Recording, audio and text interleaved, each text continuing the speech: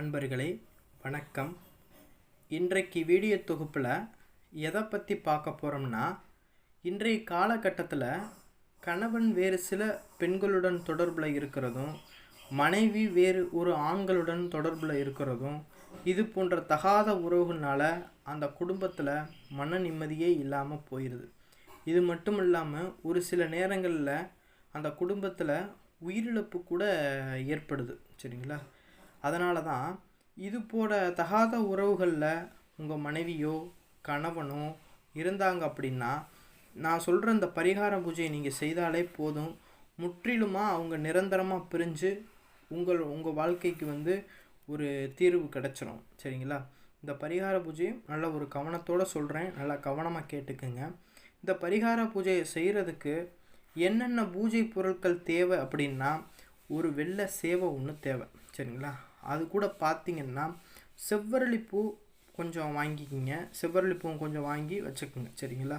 தீபம் ஏற்றுறதுக்கு வேப்பெண்ணெய் தேவை, அதையும் வாங்கி வச்சுக்கோங்க. சரிங்களா? மேற்கண்டு பார்த்திங்கன்னா இந்த ரெட்டை வாழைப்பழம் ஒன்று தேவை. இந்த ரெண்டுமே ஒட்டிக்கிட்டு இருக்கும் பாருங்களேன், ஒரு ரெட்டை வாழைப்பழம். அந்த மாதிரி ரெட்டை வாழைப்பழத்தை ஒன்று வாங்கிக்கிங்க. அந்த வாழைப்பழத்தில் என்ன செய்றீங்கன்னா, 2 நபருடைய பேரையுமே எழுதுங்க. அதாவது நீங்கள் யாரை பிரிக்கிறீங்களோ அவங்களுடைய பேரை எழுதுங்க. இந்த பேரை எழுதும்போது முதல்ல என்ன செய்கிறீங்கன்னா, நேரை எழுதிடுங்க. இப்போ ஆணுடைய பேரை நேரம் எழுதிட்டு இன்னொரு ஆளுடைய பேரை என்ன செய்கிறீங்கன்னா அதுக்கு தலைகீழாக எழுதுங்க. சரிங்களா? அந்த வாழைப்பழத்துக்கு ஆப்போசிட்டாக எழுதணும். நேர் எழுதக்கூடாது, ஆப்போசிட்டாக எழுதணும். சரிங்களா? இந்த மாதிரி எழுதி வச்சுக்கோங்க. சரிங்களா? எழுதி வச்சுட்டு ஒரு செவ்வாய்க்கிழமை நாளை தேர்ந்தெடுங்க. சரிங்களா? ஒரு செவ்வாய்க்கிழமை நாளை தேர்ந்தெடுத்துட்டு அன்னைக்கு உங்களுடைய பூஜை அறையில் இருக்கக்கூடிய தெய்வத்துக்கு என்ன செஞ்சுருங்கன்னா, செவ்வரளிப்பூ சாத்தி ஒரு பூஜை போட்டுருங்க. சரிங்களா? பூஜை போட்டு முடித்த பிறகு அந்த தெய்வத்துக்கு முன்னாடி என்ன செய்யணுன்னா, ஒரு மண் அகல் விளக்கில் வேப்பெண்ணெயில் தீபம் போட்டு தீபத்தை ஏற்றி வச்சுக்குங்க. ஏற்றி வச்சுட்டு அதை ஒரு தாம்பாளத்தட்டில் அந்த தீபத்தை எடுத்து வச்சுருங்க. சரிங்களா? எடுத்து வச்சுட்டு அந்த விளக்கோட ஒளியில் அந்த நீங்கள் எழுதி வச்சுருப்பீங்க பாருங்கள் ரெட்டை வாழைப்பழம். சரிங்களா? அந்த ரெட்டை வாழைப்பழத்தை அந்த விளக்கு ஒளியில் படுற மாதிரி பக்கத்தில் அந்த வாழைப்பழத்தை எடுத்து வச்சுக்க, அந்த தாம்பாளத்தட்டில் எடுத்து வச்சுக்கோங்க. எடுத்து வச்சிட்ட பிறகு இந்த செவ்வரளிப்பூ வாங்கியிருப்பீங்கள்ல, அந்த செவ்வரளிப்பூ என்ன செய்யணுன்னா, அந்த ரெட்டை வாழைப்பழத்தை சுற்றி என்ன செய்யணுன்னா செவ்வரளிப்பூவை வைங்க. வச்ச பிறகு என்ன செய்கிறீங்கன்னா, விநாயக பெருமானை உங்கள் மனமாற வணங்கிக்கிட்டு, எனக்கு நான் செய்யக்கூடிய இந்த பூஜைக்கு நீங்கள் துணையாக இருக்கணும் அப்படிங்கிற மாதிரி வணங்கிட்டு, உங்களுடைய குலதெய்வத்தையும் வணங்கிடுங்க. முன்னோர்கள், இஷ்ட தெய்வம், இந்த மாதிரி எல்லா தெய்வத்தையும் வணங்கின பிறகு மகா காளியை நல்லா பிரார்த்தனை பண்ணிக்கோங்க. காளியை பிரார்த்தனை பண்ணிக்கிட்டு, இந்த மாதிரி என்னுடைய கணவனோ இல்லை இந்த மனைவியோ தகாத உறவில் இருக்காங்க, அதனால தான் இந்த பூஜையை நான் செய்ய போகிறேன், இந்த இதை நீங்கள் கண்டிப்பாக எனக்கு இந்த விஷயத்தை செஞ்சு கொடுக்கணும் அப்படிங்கிற மாதிரி கட்டளையிட்டு என்ன செய்யுங்கன்னா, வடமேற்கு திசையில் நீங்கள் அமர்ந்து உட்காந்துக்குங்க. வடமேற்கு திசையில் அமர்ந்து உட்காந்துக்கிட்டு அந்த தாம்பாளத்தட்டை உங்கள் முன்னாடி எடுத்து வச்சுட்டு, சரிங்களா, இந்த நான் ஒரு வெள்ளை சேவை ஒன்று வாங்க சொல்லியிருப்பேன் பாருங்கள், அதை என்ன செய்கிறீங்கன்னா, அந்த வெள்ளை சேவலை என்ன செய்றீங்கன்னா அறுத்து பலி கொடுத்து அதை உதிரம் இருக்கும் பாருங்கள், அந்த வெள்ளை சேவலுடைய உதிரத்தை ஒரு மண் களையத்தில் பிடிச்சி வச்சுக்கோங்க. சரிங்களா? இதை வீட்டில் இருக்கக்கூடிய பெண்கள் என்ன செய்கிறீங்கன்னா, தனியாக இருக்கிற இடமா பார்த்துக்குங்க. இல்லைன்னா மொட்டை மாடி, இந்த மாதிரி உங்கள் கொல்லைப்பக்கடு இல்லை ஏதாவது தனி ரூம் இருந்துச்சுன்னா அந்த மாதிரி செய்யுங்க. சரிங்களா? உங்களுடைய பூஜை அறையில் அந்த மாதிரி செய்ய வேணாம், இந்த விஷயங்கள்லாம் செய்யணும். சரிங்களா? அதனால் வெள்ளை சேவலை என்ன செய்யணும்னா, அதை அறுத்து என்ன செஞ்சிங்கன்னா ஒரு களையத்தில் பிடிச்சி வச்சுக்கோங்க. களையத்தில் பிடிச்சி வச்சுட்டு நீங்கள் என்ன செய்கிறீங்கன்னா, அந்த விளக்கு ஒளியும் இந்த ரெட்டை வாழைப்பழத்தையும் மனசில் நினச்சிக்கிட்டு என்ன செய்கிறீங்கன்னா, இந்த நபர் பிரியணும் அப்படிங்கிற மாதிரி காலிட்ட நினச்சிக்கிட்டு, நான் ஸ்க்ரீனில் கொடுத்துருக்கூடிய மந்திரத்தை 1008 முறை சொல்லுங்கள். சரிங்களா? நான் ஸ்க்ரீனில் கொடுத்துருக்கக்கூடிய மந்திரத்தை 1008 முறை சொல்லணும். இந்த மாதிரி 1008 முறை சொன்ன பிறகு அந்த வாழைப்பழத்தை என்ன செய்கிறீங்கன்னா, அந்த வாழைப்பழத்தை ஏற்கனவே உதிரம் பிடிச்சி வச்சுருக்கீங்க பாருங்கள், அந்த உதிரத்தை லைட்டாக எடுத்து அந்த வாழைப்பழத்து மேலே உட்புறமாக, சரிங்களா, வாழைப்பழத்தை என்ன செய்றீங்கன்னா உட்புறமாக அந்த வாழைப்பழத்தில் அந்த கொஞ்சம் சிறிது உதிரத்தை எடுத்து தடவிடுங்க. சரிங்களா? தடவின பிறகு இந்த வாழைப்பழத்தை என்ன செய்றீங்கன்னா, ஒரு வெள்ளை நிற பசுவுக்கு கொடுக்கலாம், இல்லைன்னா வெள்ளை நிற உயிரினத்துக்கு அந்த வாழைப்பழத்தை நம்ம கொடுத்துடலாம். சரிங்களா?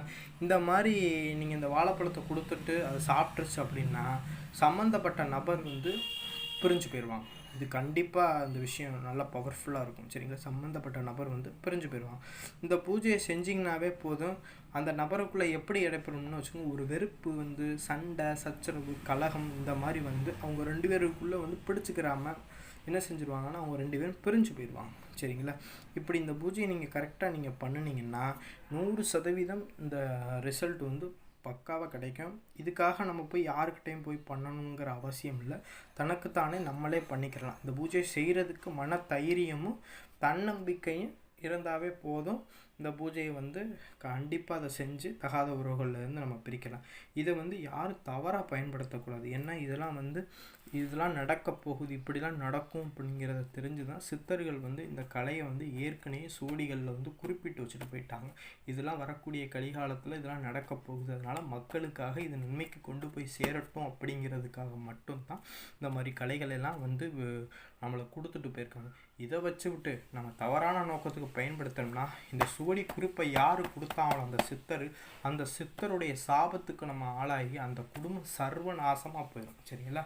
அதனால தான் என்ன செய்யறேன்னா இந்த மாதிரி விஷயங்கள்லாம் எடுத்து நல்லது கிடைக்கும்போது அந்த நல்லதுக்கு நம்ம பயன்படுத்திட்டு போயிடணும். இதை போய் தப்பாக எடுத்துகிட்டு போய் பயன்படுத்தும் போது தேவையில்லாத பின்விளைவுகள் வரும். செய்யும்போது நம்மளுக்கு இனிக்க தான் செய்யும், அதை செஞ்சு முடித்த பிறகு நம்ம எதனால் கஷ்டப்படுறோம்னே தெரியாது, அவ்வளோ கஷ்டப்பட்டு அவதிப்படுவோம். சரிங்களா? அதனால் இந்த மாதிரி விஷயங்கள்லாம் எடுத்து நன்மைக்கு பயன்படுத்துங்க. சரிங்களா? உங்களுக்கு இதில் நான் இவ்வளோ விஷயங்கள் சொல்லியிருக்கேன் அப்படின்னா இது சில பேர் கேட்பாங்க, வீடுகளில் வந்து நாங்கள்லாம் பெண்கள் வந்து பண்ணலாமா, ஆண்கள் எல்லாருமே பண்ணலாம்.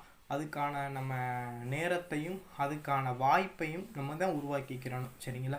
உருவாக்கிட்டு அதுக்கான இடத்தையும் நம்ம உருவாக்கிக்கிட்டு இந்த மாதிரி பூஜைகள் அதெல்லாம் நம்ம பூஜை அறையில் பண்ணுறதை காட்டிலும் தனி ரூம்போ இல்லை மொட்டை மாடியோ இந்த மாதிரி தனிமையில் இருந்து இந்த பூஜைகளை நீங்களே பண்ணலாம். சரிங்களா?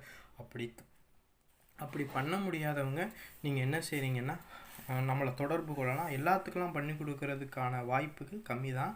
நீங்கள் தொடர்பு கொள்ளலாம். நம்மள்கிட்ட தொடர்பு கொண்டீங்கன்னா நான் உங்களுக்கான அந்த பூஜையை நான் பண்ணித்தருவேன். சரிங்களா? அதே போல் நீங்களே செய்யுங்க. அதனால தான் நான் உங்களுக்கு இவ்வளோ டீட்டெயிலையுமே உங்களுக்கு நான் கரெக்டாக கொடுத்துருக்கேன். சரிங்களா? இது போன்ற விஷயங்களை தெரிஞ்சுக்கிறணும். இந்த மாதிரி குடும்பத்தில் வந்து அவதிப்படுற விஷயங்கள் மக்கள் வந்து இந்த மாதிரி விஷயங்களை தெரிஞ்சுக்கணும் அப்படின்னா நமது சிவருத்ர மகா காளியம்மன் அருள்வாக்கு பீடம் சேனலை வந்து சப்ஸ்கிரைப் பண்ணுங்கள், லைக் பண்ணுங்கள், ஷேர் பண்ணுங்கள். சரிங்களா? உங்கள் பெல் பட்டனையும் நீங்கள் கிளிக் பண்ணிட்டீங்கன்னா உடனுக்குடன் நம்மளுடைய யூடியூப்பில் இருந்து போடக்கூடிய எல்லா விஷயங்களும் உடனுக்குடன் உங்களுக்கு தெரிய வரும். சரிங்களா? நன்றி, வணக்கம்.